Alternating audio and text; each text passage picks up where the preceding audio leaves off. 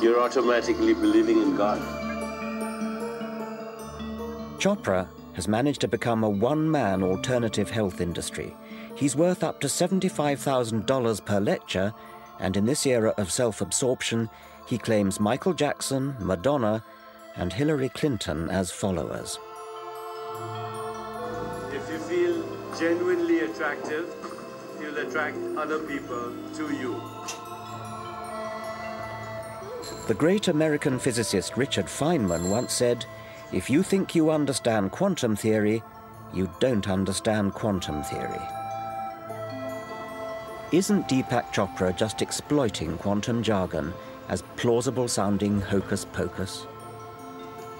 Quantum healing is a theory that a shift in consciousness creates a shift in biology. That's it. We try and get into every aspect of a patient's life, their relationships, their hopes, their dreams, and then we combine it with a ritual of deep meditation, massage, and really a lot of spiritual counseling, including the fear of death.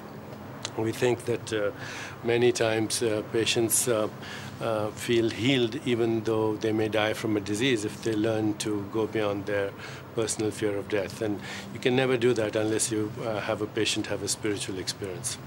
Where did the quantum theory come into that? Oh, it's just a metaphor, just like an electron or a photon is an indivisible unit of information and energy. A thought is an indivisible unit of consciousness. Oh, so it's a metaphor for a unit. It's nothing to do with quantum theory as in physics. No, I think quantum theory has a lot of things to say about observer effect. There are a school of physicists who believe that quantum leaps, for example, are examples of discontinuity. And creativity in consciousness is also an example of discontinuity. And that healing may be a biological phenomenon that relies on biological creativity, that at very fundamental levels it may be a discontinuous phenomenon. It's something unpredictable that happens in the proliferation of uncertainty. So it sounds like a sort of poetic use of the word discontinuity. It's actually confusion, isn't it, to bring in quantum theory other than as a metaphor, but it sounds as though you're both doing it as a metaphor and a little tinge of something like what physicists are talking about as well. Well, I think there's controversy. The aficionados in the world of quantum physics have somehow hijacked the word for their own use. Oh, okay.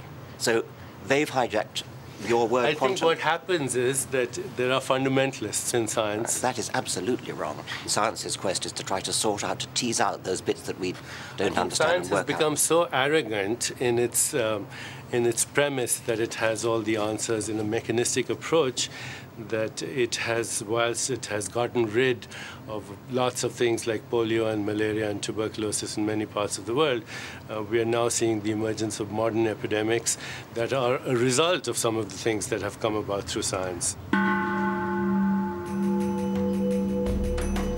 Chopra at least wears his disdain for Western science openly.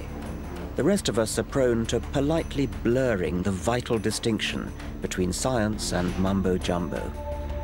If you want to pay for unproven potions and use them in the privacy of your own home, all well and good. But such is the power of the alternative medical lobby that one seemingly bizarre remedy has become embedded in our National Health Service. Now I want to find out why we're all paying tax to fund other people's gullibility. I agree there is a plausibility problem, and I pinch myself from time to time. I quite regularly pinch myself. Is this really happening?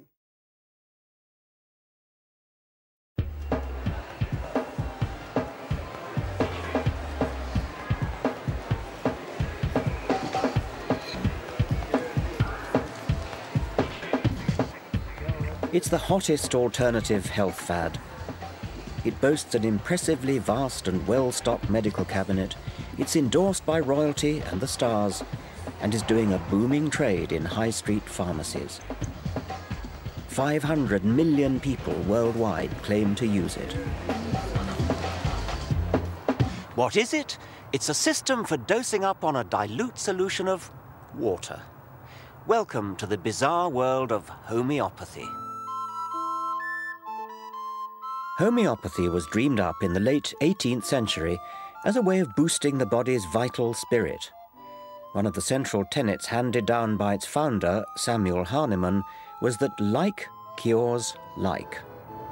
Superficially, this might sound faintly plausible, but unlike a vaccine that introduces a diminished form of a virus into the body in order to provoke its immune system, like cures like makes the unfounded assumption that what causes similar symptoms can cure those symptoms.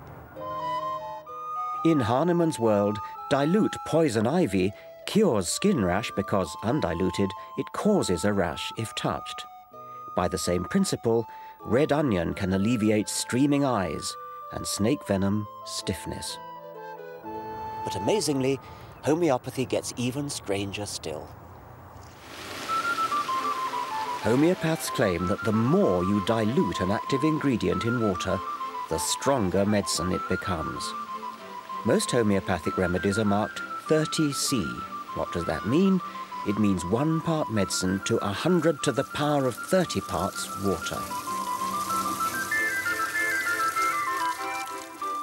How much? A drop in a fish tank? No.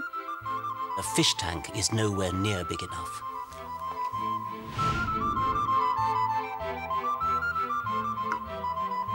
The swimming pool doesn't provide enough dilution. Not even a lake. What about a drop in the ocean?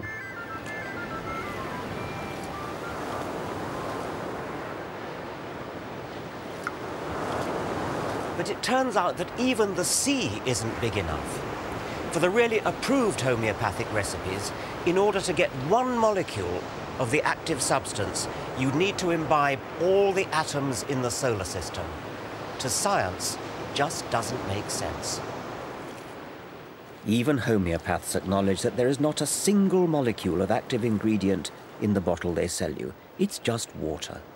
So how can it possibly work? In an attempt to resolve the paradox, homeopathy boldly paddles further up the creek of pseudoscience, claiming that water somehow has a memory of the now completely absent active ingredient. But wouldn't water also have memory of other, more common impurities it's come into contact with? Salt, urine. Scientists have calculated that in each glass of water we drink, at least 1 molecule has passed through the bladder of Oliver Cromwell.